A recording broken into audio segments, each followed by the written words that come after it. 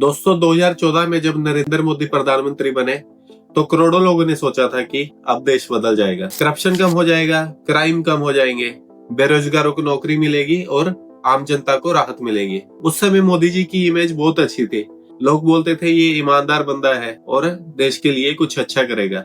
विदेशों में भी मोदी जी की बहुत इज्जत बढ़ी। अमेरिका, ऑस्ट्रेलिया, जापान जैसे देशों में मोदी मोदी के नारे लगे। लेकिन आज 10 साल बाद हालात बिल्कुल उल्टे हैं दोस्तों। करप्शन, महंगाई, बेरोजगारी, क्राइम पीक पर है और जनता पूछ रही है आखिर मोदी जी ने हमारे लिए क्या किया है। शुरुआत के कुछ सालों में मोदी जी की इमेज ग्लोबल हीरो की तरह बनी। अमेरिका में हौडी मोदी, ऑस्ट्रेलिया में नमस्ते मोदी और बाकी अन्य देशों में भी उनका भरपूर स्वागत किया गया। हमारे देश में भी लोग मानते थे कि मोदी जी सबका साथ देंगे और सबका विकास करेंगे। मिडिल क्लास लोगों को लगा कि अब इकोनॉमी बड़ी तेजी से बढ़ेगी, लेकिन जैसे जैसे वक्त गुजरा तस्वीर भी बदलने लगी। दोस्तों सच कहूं तो मोदी जी के पास बहुत ही अच्छा मौका था अपनी इमेज सुधारने का। 2002 के गुजरात दंगों के बाद उन पर हमेशा दाग लगा रहा है, लेकिन जब वो प्रधानमंत्री बने तो करोड़ों लोगों ने सोचा कि अब मोदी जी बदलेंगे और लोगों को दिखाएंगे कि वो सच में एक अच्छे नेता है। शुरुआत में लोगों को लगा भी कि मोदी जी ईमानदार हैं और देश के लिए काम करेंगे, लेकिन जैसे जैसे घटनाएं सामने आई वैसे वैसे इस पर शक होता गया। मणिपुर में देखिए क्या हुआ, महिलाएं और बच्चे महीनों तक हिंसा का शिकार बनते रहे, लेकिन मोदी जी चुप रहे। किसान आंदोलन, लाखों किसान सड़कों पर बैठे रहे बारिश और ठंड के मौसम में, लेकिन मोदी जी की सरकार ने उनको जवाब देने में सालों लगा दिए।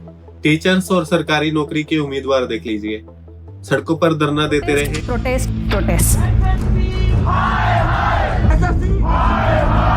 लेकिन उनकी एक न सुनी गई।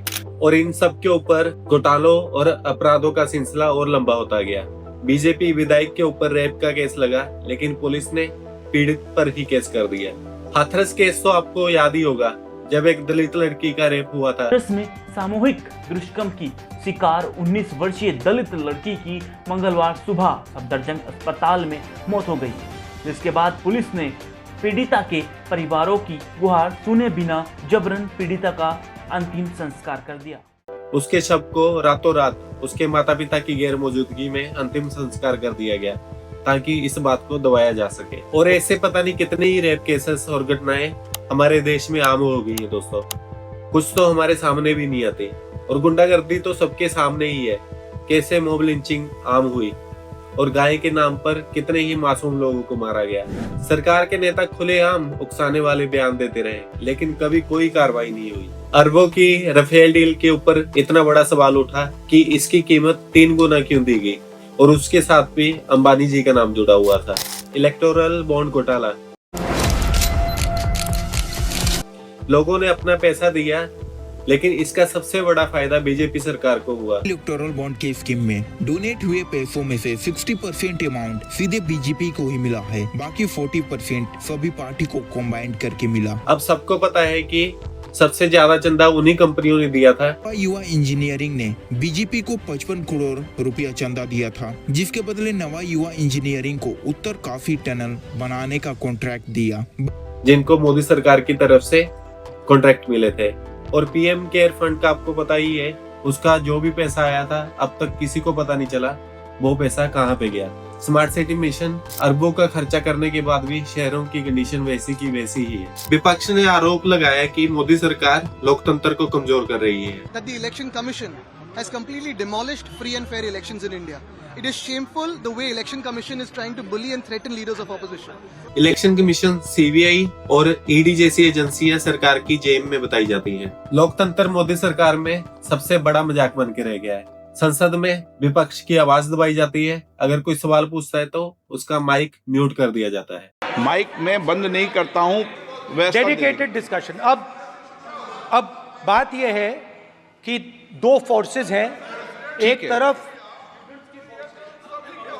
नहीं माने ओके।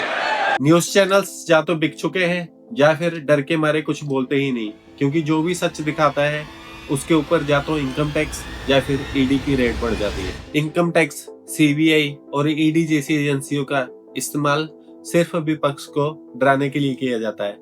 यहाँ तक कि सुप्रीम कोर्ट के जज भी कहने लगे थे कि उनके ऊपर सरकार का बहुत ज्यादा प्रेशर है। दोस्तों, लोकतंत्र का सबसे बड़ा पिलर है फेयर इलेक्शंस होना, लेकिन मोदी सरकार के दौर में इलेक्शन कमीशन खुद शक के घेरे में आ चुका है। विपक्ष ने हर चुनाव में यही इल्जाम लगाया है कि ईवीएम मशीन्स के साथ छेड़छाड़ की जा रही है। राहुल गांधी जी ने अपने 7 अगस्त वाली प्रेस कॉन्फ्रेंस में सब प्रूफ के साथ ये दिखाया कि कैसे वोट चोरी हो रही है। Here is duplicate voter.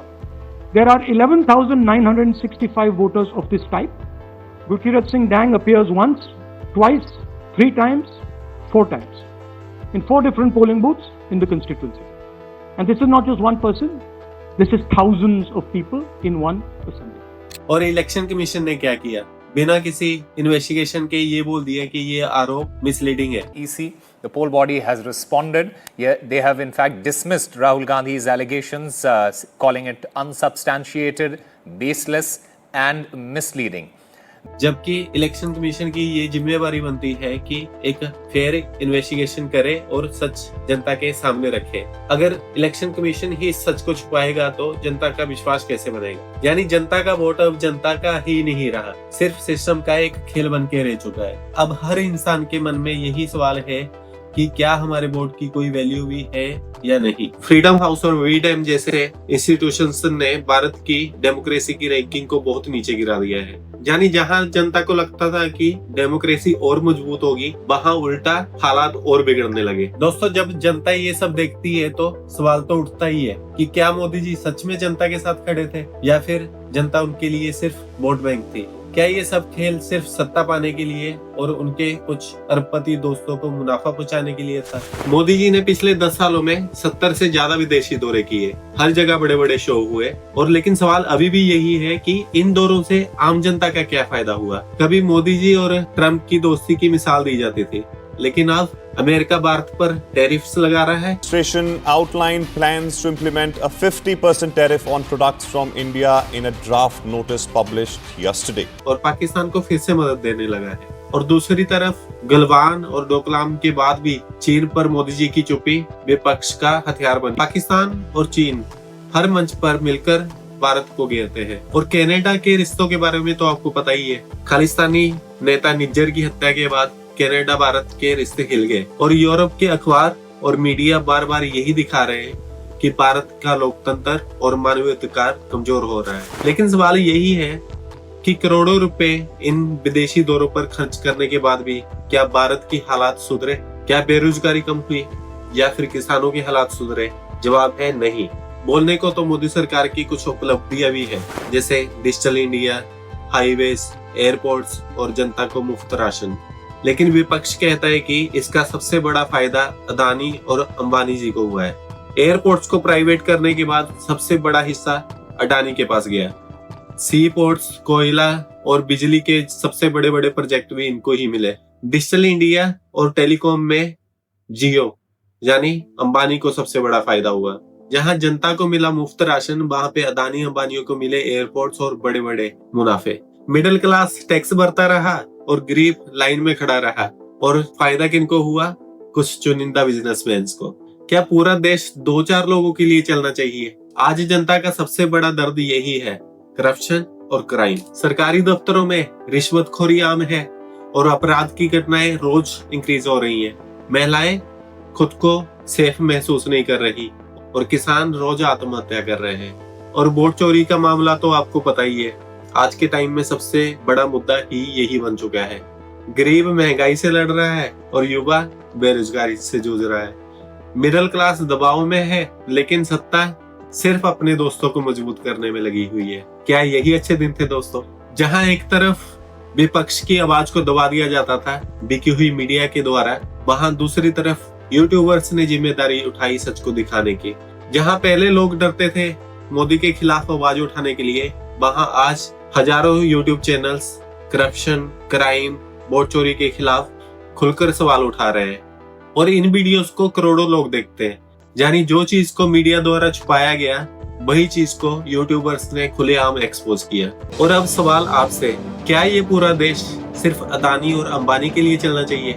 क्या 140 करोड़ लोगों की उम्मीदों को ऐसे ही कुचला जाना चाहिए और क्या जनता की आवाज कभी नहीं सुनी जाएगी? कमेंट में अपनी राय जरूर लिखें। दोस्तों, आपके मन में एक सवाल तो जरूर आता होगा कि अगर सब कुछ इतना ही साफ है तो कुछ लोग अभी भी क्यों मोदी की सपोर्ट कर रहे हैं, क्यों उसकी पूजा कर रहे हैं? तो दोस्तों, इसका जवाब मैं अपनी अगली वीडियो में दूंगा, तो बने रहिए मेरे साथ। मिलेंगे नेक्स्ट वीडियो में।